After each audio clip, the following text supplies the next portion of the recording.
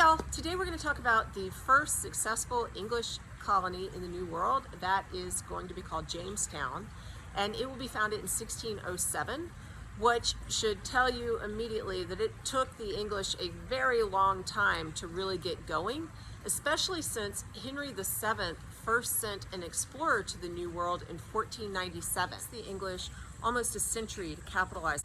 Elizabeth I restarted exploration, and she dies in 1603. Her heir, King James I, was on the throne. He took advantage of the fact that joint stock companies allowed private English citizens to pool their money together to invest in a venture that might go abroad and make some money. You had to still get a charter from the king.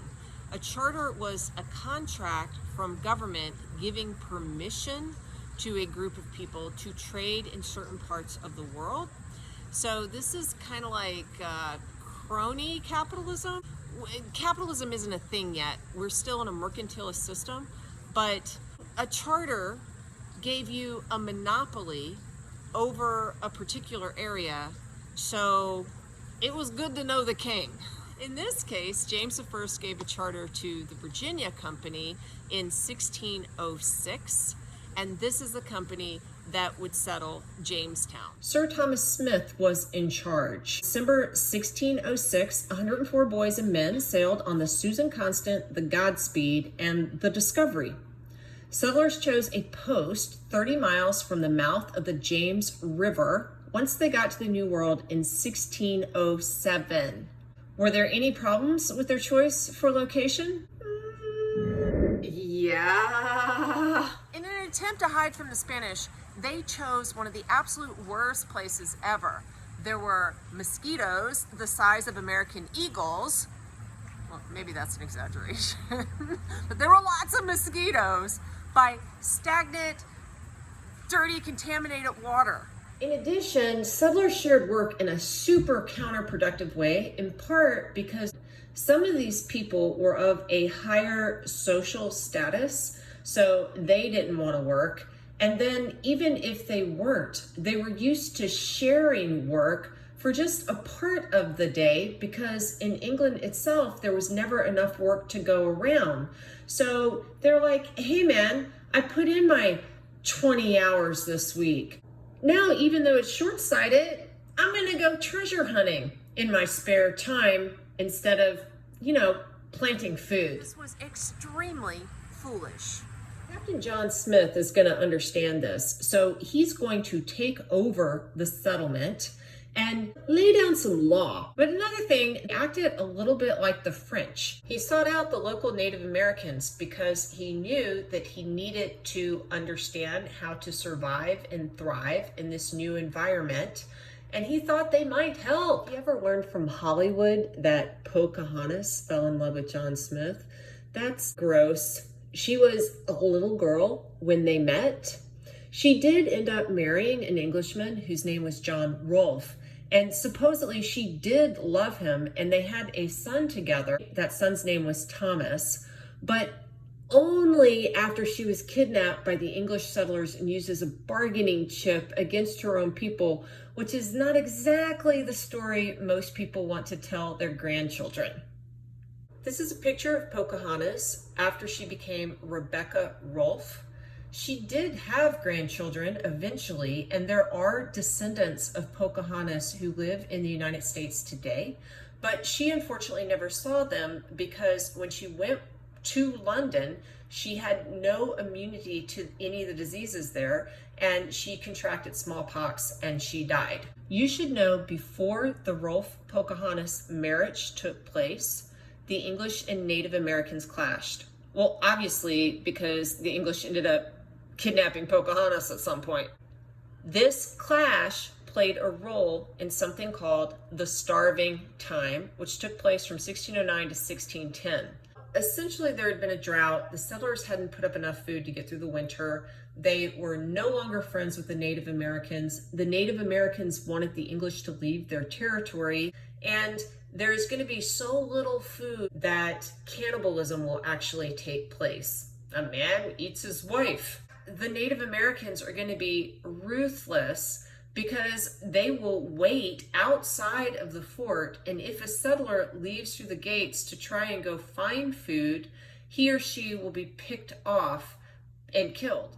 As soon as it was possible, the surviving settlers tried to leave Jamestown. However, they were met by another ship and they turned around to go back. Some people called this Providence.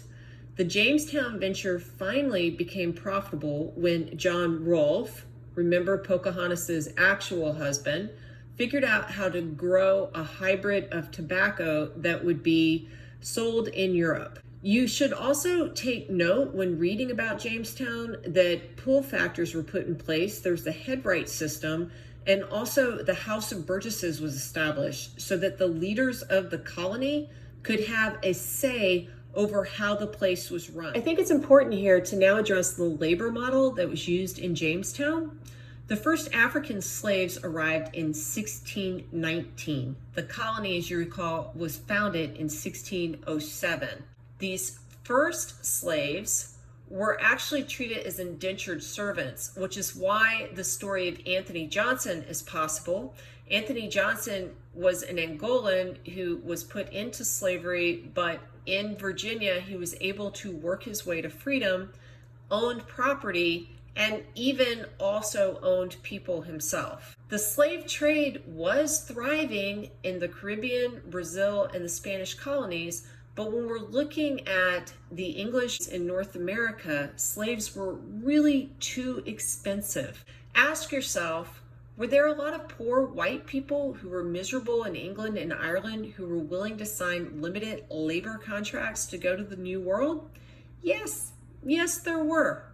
And that meant that the 17th century in the English colonies was one of more indentured servants than slaves. Understand, race relations will eventually harden, especially after Bacon's rebellion in the late 1600s, and then a massive shift that you need to pay attention to will take place. You also need to understand the slave experience in America varied substantially based on the different economies and the cultures of various colonies, and we will certainly talk more about that as we go along.